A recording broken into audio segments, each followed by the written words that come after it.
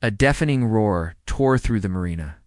People screamed and pointed as a sleek speedboat rocketed away from the dock. My boat.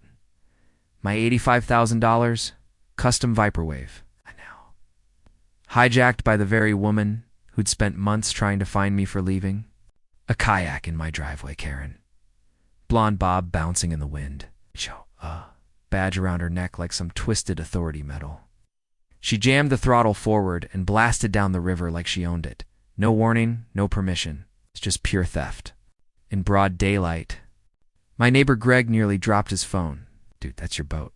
I didn't respond. I was already on the phone with the sheriff. What I said next made everyone freeze. I'm not stopping her. I want you to catch her at full speed. The dispatcher stuttered. Sir?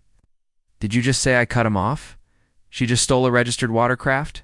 You want her? You better hurry. She's already past marker 12. Nobody moved. A couple near the docks looked horrified. Greg grabbed my arm. Wait, you're just gonna let her go? My eyes didn't leave the horizon. She called 911 on me last week for mowing at 7:55 a.m.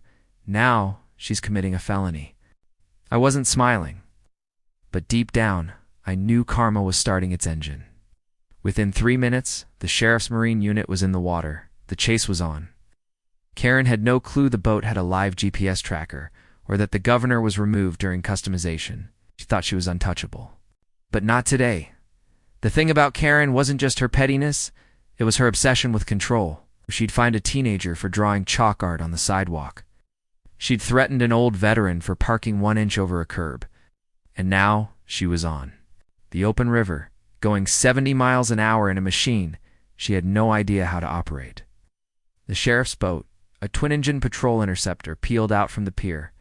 Lights blazing, sirens screaming. My phone buzzed feed from the onboard camera. I tapped it. The screen lit up. Karen was standing now, arms flailing, hair flying, clearly panicking as the bow lifted dangerously over every wave. And then she reached for her phone. I turned to Greg. She's about to call 911. He blinked. What? She's going to report herself. I nodded. Exactly. Wait for it. Sure enough, 30 seconds later, I heard it on the police radio. Scanner 911. What's your emergency? And then Karen's voice, shrill and furious. There's a man chasing me on the water. He's got a badge and a gun, and he's following me. The dispatcher hesitated. Ma'am, are you on a vessel right now? Karen screamed back. Yes. I took his boat because he didn't respond to my HOA violation letter, and now this. Maniac is trying to kill me. Dead silence. And the dispatcher asked slowly, Ma'am, are you saying you took someone's boat without permission? Karen gasped. That's not the point. You left it on community property. It's technically abandoned. I could practically hear the sheriff laughing through the mic. Back on the water, she was approaching the tight curve near Dead Man's Drop-A-Bend, notorious for flipping even experienced riders. The patrol boat was gaining fast. I knew the Viper wave better than anyone. At full throttle, it pulled right unless you compensated with pressure on the left steering fin. Karen had no clue. She swerved hard, too hard. The hull caught a wave edge and lifted 6 feet in the air. She screamed as the bow nosed down. For a second, I thought she'd flip. But the boat slammed back into the water, spraying a wall of mist. She got lucky. Barely. Greg turned to me, sweating. Dude, she's gonna kill herself. I nodded again. She wanted control. Let's see if she can handle it. Back on shore, deputies started arriving.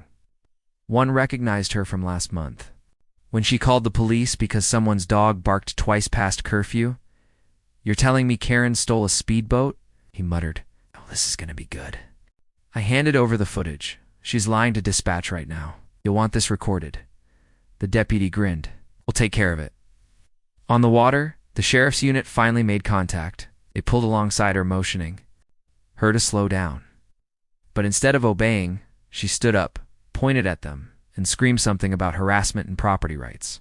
That's when she hit another wave wrong and nearly flew out of the boat. The sheriff didn't wait. He cut across her wake, forcing her to veer wide. Karen lost control. The Viper wave spun halfway, skidding across the surface like a skipping stone.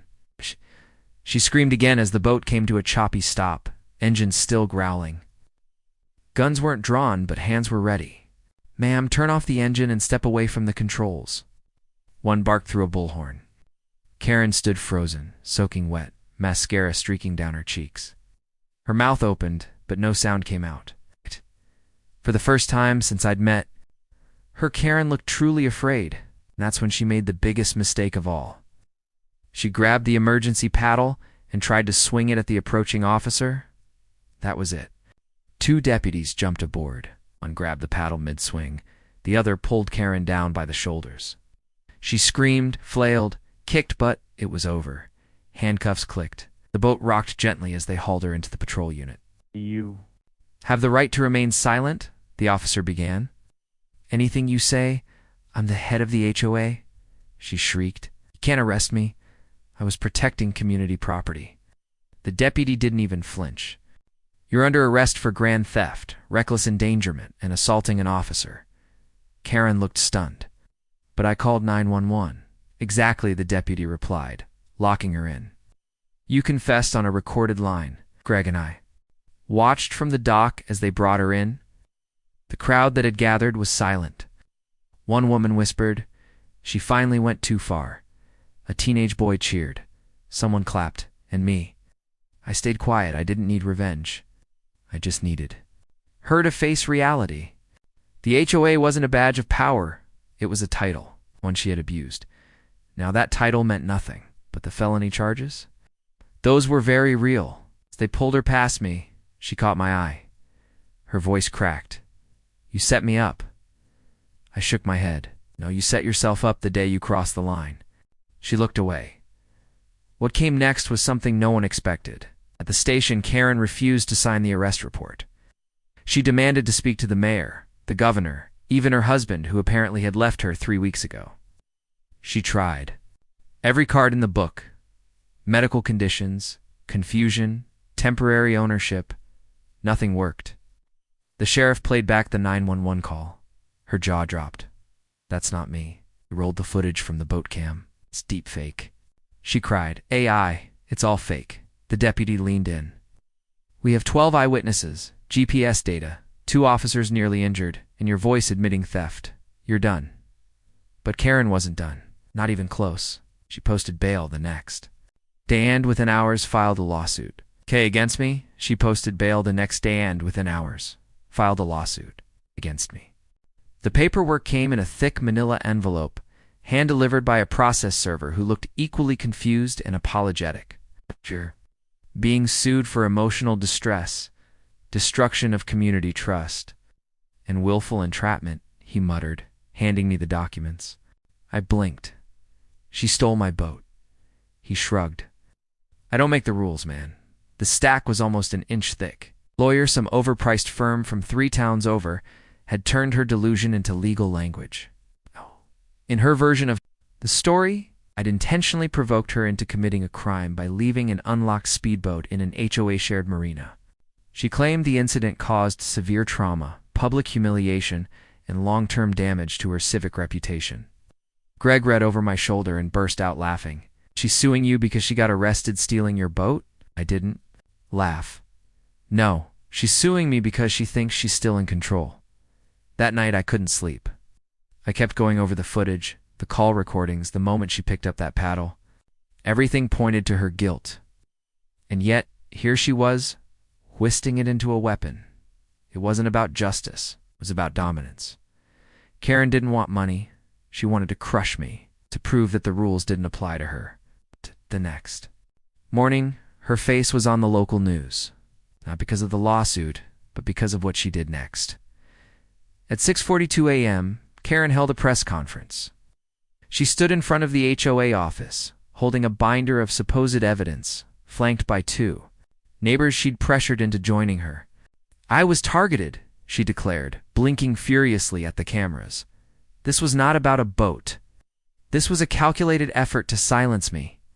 She accused me of cyberstalking, engine tampering, and even hinted that I'd sabotaged the throttle to make her lose control. The reporter asked the obvious, "Why did you take the boat without permission?" Karen didn't flinch. "It was abandoned, Unregistered. Dangerous. I removed it for the safety of our community. What she didn't know was that the sheriff's office had already released the official statement.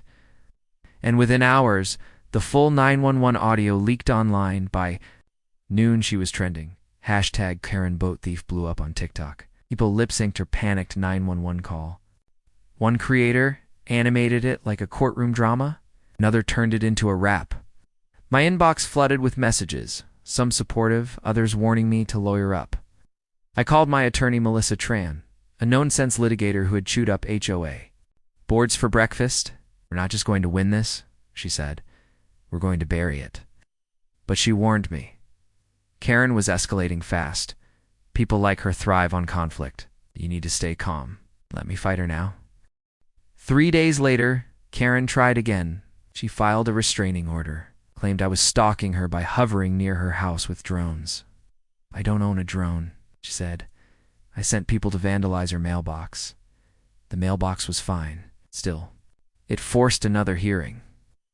At the courthouse, she showed up in a neck brace and sunglasses, dramatically clutching her chest every time my name was mentioned. He looked at me with intent, she said. The judge, a veteran of 1,000 civil messes, leaned forward. Do you have any actual evidence? Karen pointed at me. He's smirking. The judge sighed. That's not illegal. But the worst wasn't in the courtroom. It came the next evening, when I got home to find 2 code enforcement officers waiting at my door. We received multiple complaints. One said, noise, improper storage, hazardous materials. They listed off infractions that read like, a personal attack, my lawnmower shed, too close to the fence, my grill, not covered, my deck lighting, too aggressive for neighborhood aesthetics. I stared at them. This is her doing. They nodded. We've noticed a pattern, but we're required to investigate. I invited them in, showed them everything. No violations, no hazards. Still, they had to file a report. And now, that report was public record. Karen was playing a new game now, death by 1,000 cuts. She couldn't win in court, so she was trying to drown me in red tape. Melissa filed countersuits, injunctions, cease and desists. Every time. We knocked one down, Karen filed 2 more. The HOA board called an emergency meeting. For once, the seats were full. Homeowners were furious. She doesn't represent us, one man shouted. This isn't an HOA, it's a dictatorship. Another demanded her resignation. Karen sat in the center seat, unmoved, arms crossed like a queen under siege. I was elected, she said calmly. I will not be intimidated by a smear. Campaign. I watched from the back, said nothing, just recorded everything. When the meeting ended, half the neighborhood was outside comparing stories. How Karen fined a mother for letting her kid ride a tricycle in the street.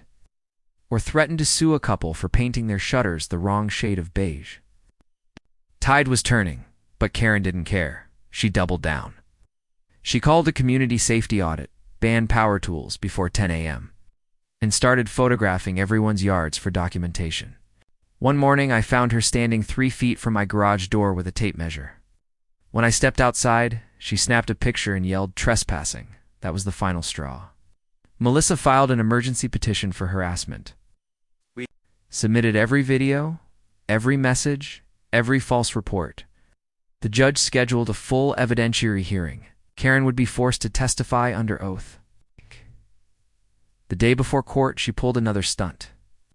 She went on live radio, claimed she'd uncovered a criminal network in the neighborhood, said I was the ringleader, that I'd bribed the sheriff, that the boat was a cover for illegal jet fuel testing. The host asked if she had proof. I don't need proof, she said. I have authority.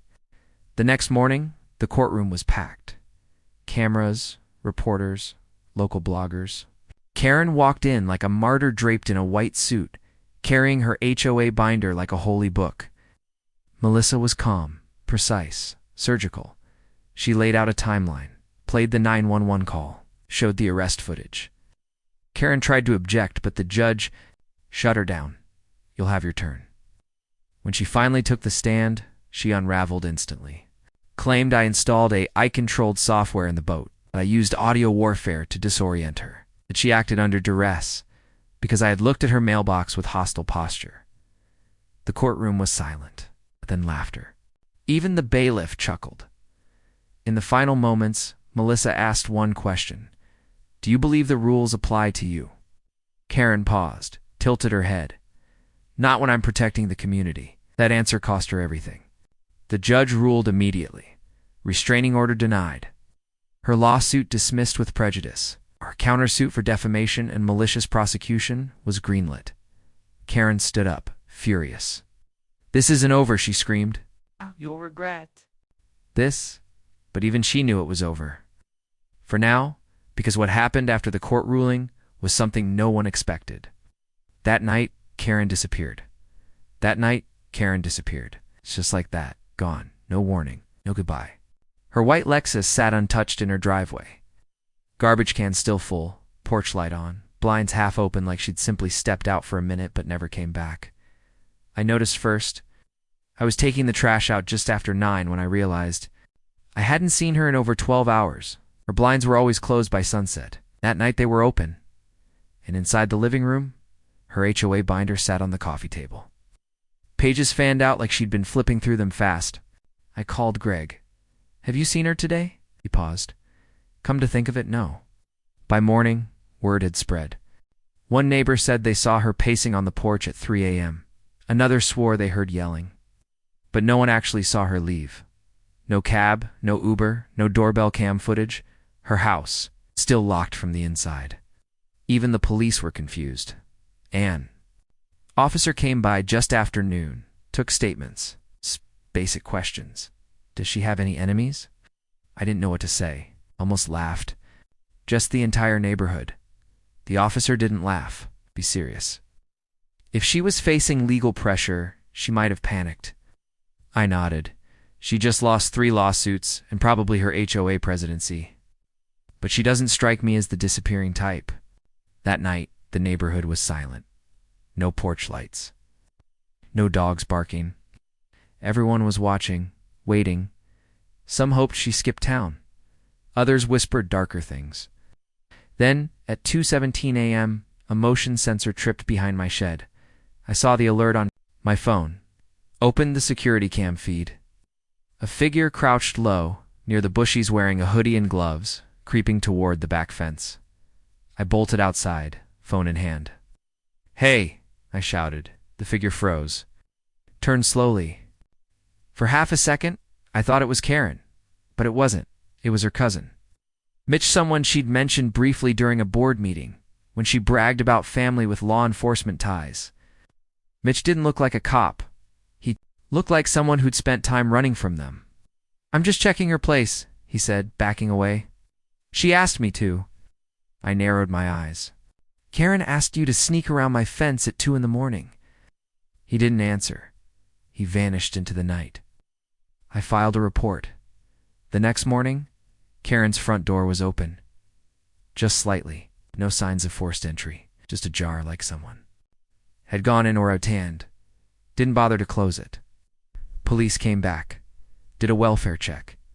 Everything inside was untouched. Clothes in the closet. Phone on the charger. Passport in the drawer. It was like she vaporized. One officer whispered something to the other. I caught the words voluntary disappearance. But it didn't feel voluntary. It felt orchestrated.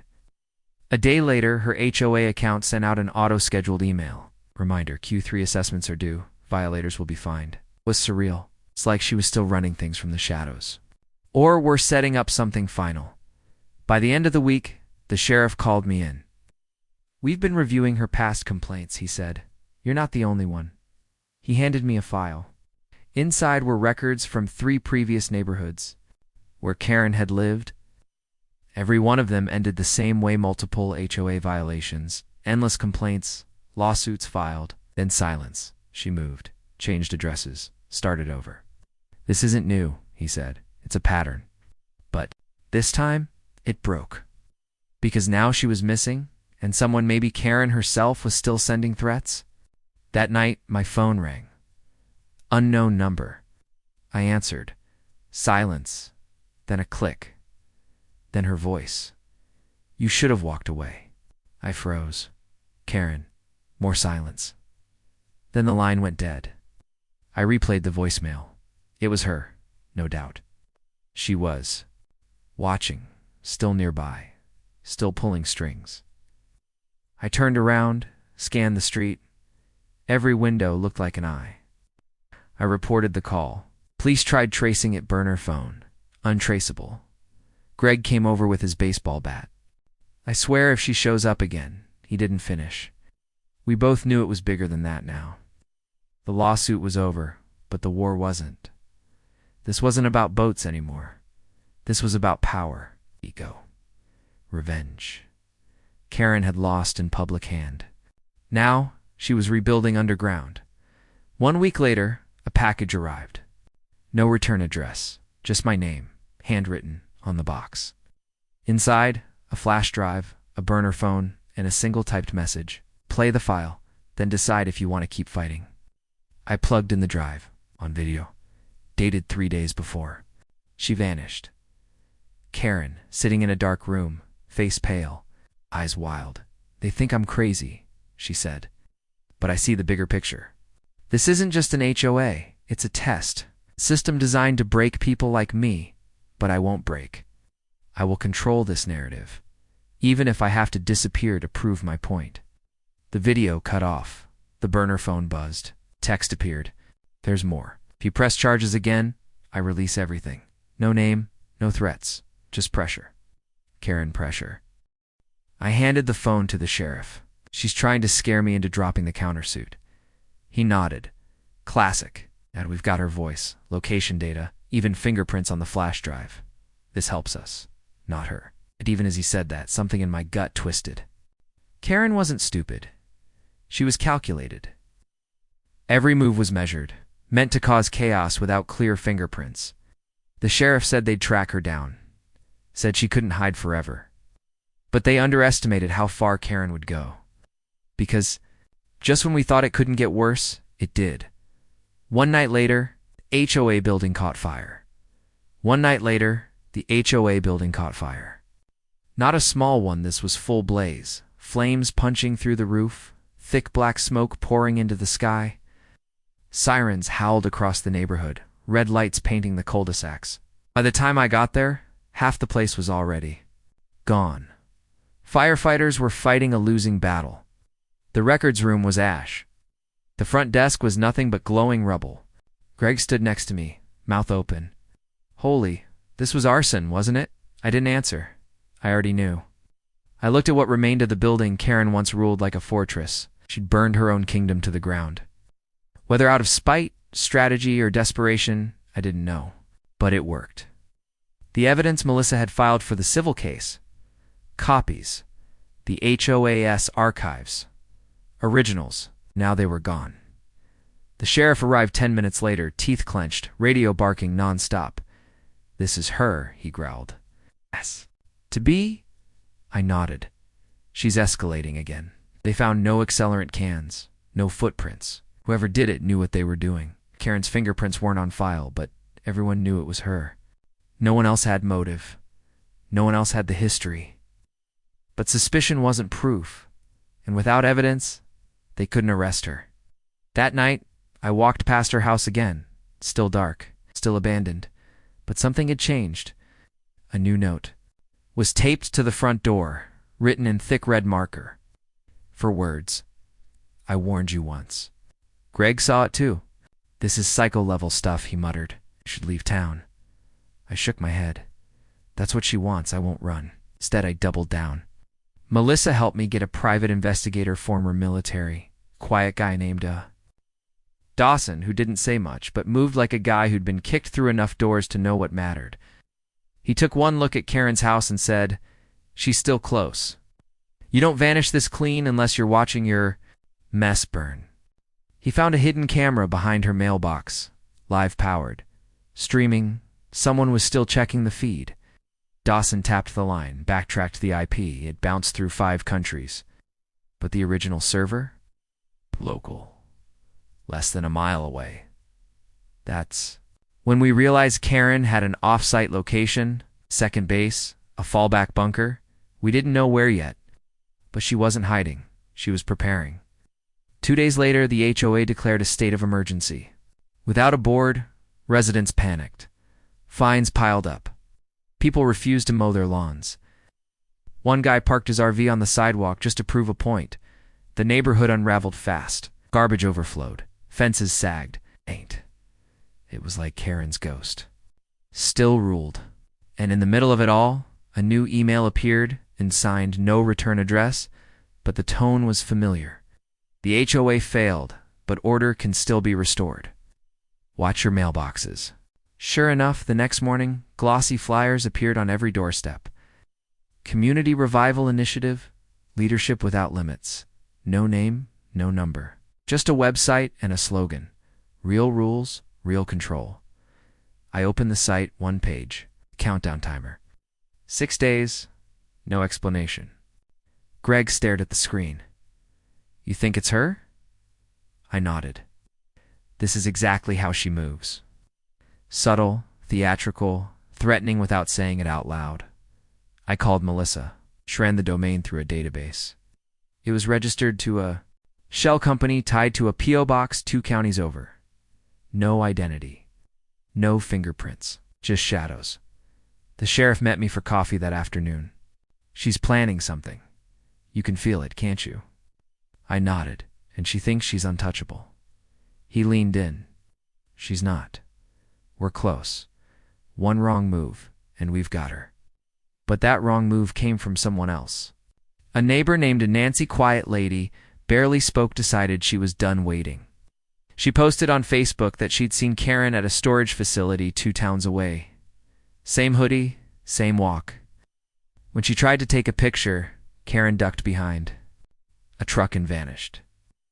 The next night, Nancy's tires were slashed, her Ring camera smashed. No footage, no face. But a note was left on her windshield. Mind your business. That was it.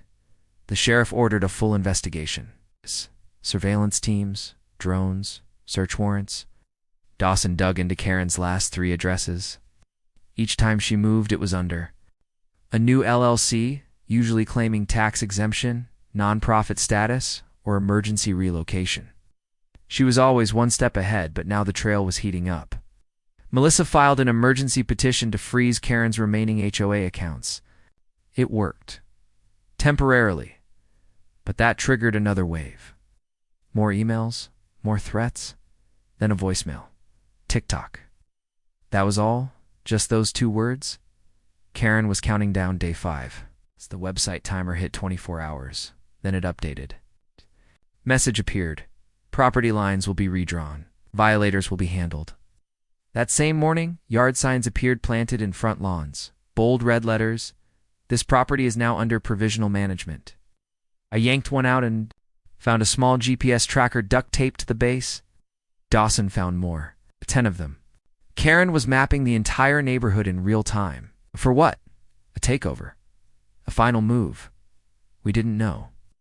All we could do was wait, and then the timer hit 0. At midnight, an alert sounded from every smart speaker in the neighborhood. Alexa? Google? Even offline ones. One voice hers. Order is coming. You failed to lead, so I returned. People ran into the streets. Porch lights flicked on. Some screamed. Some just listened. Then every mailbox opened at once. Inside, 1 sealed envelope per house. Black paper. Silver ink. The letter was simple. Report to the lake tomorrow at noon. Not be late. Is she serious? She shook his head. She's not just serious, she's winning. Because that next day, everyone showed up. Because that next day, everyone showed up. Noon sharp. The entire neighborhood gathered at the lake like summoned pawns in some bizarre HOA cult ritual. Now some were angry, some were curious, some were scared, but every single one was there. We all stared at the water. It was still calm to calm. Then, just as the sun hit its highest point, a loud hum echoed from the far end of the lake, and there she was, Karen, standing like a queen on the bow of my stolen speedboat.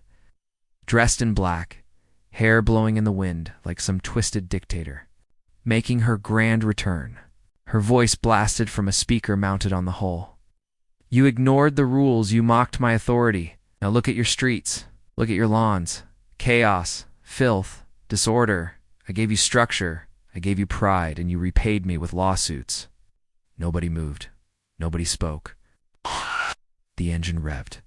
Then the speedboat began gliding toward shore, low, menacing, deliberate. She stopped 20 feet out, dropped anchor, and raised a thick binder above her head. "The new covenant of community order," she shouted. "Sign it or forfeit. Your property rights." People thought it was a joke at first, until her two cousins, Mitch and an even larger guy named Troy, peered from behind the trees in black security gear. Radios crackling. They handed out clipboards, each with a glossy community realignment agreement.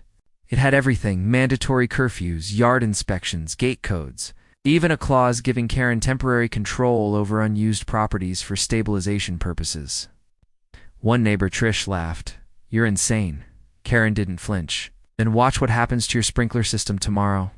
That night, Trish's water line mysteriously burst. Her entire lawn flooded. Her HOA fines jumped $600 overnight. She still doesn't know how it happened, but we do, because Karen never left. She was working behind the scenes the whole time, pulling strings, monitoring systems, sabotaging the people she once ruled. Greg and I knew we had to act. We called Dawson. "We can't wait anymore," I told him. "She's escalating every hour." Dawson nodded. "Good, because I found her base." It was a 2-story property 30 minutes north. It's registered under a shell company tied to a landscaping service, Grass Force LLC. He laughed when he said it. The woman literally made a fake business just to stay close. We prepped. A team, Melissa, Greg, Dawson, and me. The sheriff agreed to move in the next day, but warned us, she's slippery. And if she runs again, we may never find her. But Karen wasn't planning to run. She was planning something much worse. That night, at exactly 2 a.m., every streetlight in the neighborhood shut off at once. Seconds later, garage doors began opening randomly, violently. Security cameras cut out. Sprinklers turned on full blast. Panic erupted. Lights flickered back on 5 minutes later, but the damage was done. 3 cars were soaked. 1 house was broken into. On every mailbox, Karen had posted a new flyer. The HOA failed. Karen 2.0 is here. It was the first time she used her name openly since vanishing. She wasn't hiding anymore. She wanted everyone to know she was back. And this time, she wanted total compliance. At sunrise, we drove to the address Dawson found. From the outside, it looked like a typical maintenance warehouse, 2 trucks, some lawn gear, nothing fancy. But the moment we stepped inside, we saw the truth. Dozens of monitors, live feeds, from ring cams, nest cams, even backyard drones. A massive digital map of our neighborhood with color-coded zones. Each house marked with a rating: cooperative, passive, resistant. Karen had built a live tracking operation monitoring everyone, assigning scores, adjusting behavior like some HOA version of a dystopian government. In the middle of it all was a whiteboard. 1 word written in red at the top. Judgment. We took pictures. We grabbed the hard drives. Dawson copied everything, then we left quietly. That night, we handed the data to the sheriff. He stared at the screen for a long time. "This is enough to bury her," he said. "It's not just for HOA violations, for cybercrime, trespassing, illegal surveillance. You've just handed me a career case." But we knew Karen. She wouldn't wait to be arrested. She'd have an escape plan. We were right. Less than 12 hours later, a report came, and Karen was spotted loading gear onto my speedboat again. Same dock, same black outfit. She was trying to vanish again in water this time. The sheriff called in a full pursuit. 2 deputies launched. A patrol boat. Dawson tracked her phone ping. Melissa monitored traffic cams. I raced to the lake myself. By the time I got there, Karen was already pulling away from the dock. Grinning like a villain in the final act of a heist movie, I shouted. She didn't care. "You people never appreciated order." She screamed over the roar of the engine. But she wasn't watching the sheriff's boat rounding the bend behind her. 2 sirens, 1 bullhorn. Pull over now or you will be boarded. Karen floored it. Speedboat launched forward, spray flying in every direction. It was a full-blown water chase. She weaved between buoys, swerved past docks, forced a pair of jet skiers to dive into the water. The deputies stayed close, but Karen knew that lake better than anyone. She used every shortcut, every hidden channel. For 10 minutes, it was chaos. Melissa screamed updates into her phone. Dawson marked potential intercept points. Helplessly, as she cut across the far bay and nearly vanished. But she made one mistake. She turned into Deadman's Inlet, a shallow, narrow zone with jagged rocks beneath the surface. Only a fool would try it at full speed. Karen, she didn't slow down. Her boat hit the rocks hard. Sparks a screech. The hull cracked. Smoke began pouring from the side. The sheriff's boat pulled alongside her, guns drawn, hands in the air. Do it now. Karen tried to stand, then slipped on the wet deck and slammed down hard. The cuffs clicked a second later. It was over. After months of torment, manipulation, lawsuits, surveillance, and chaos, Karen was finally caught. The deputies brought her ashore, wet, furious, and silent. She didn't say a word. Just glared at everyone, especially me. But I didn't smile, because I knew something she didn't. We weren't done yet.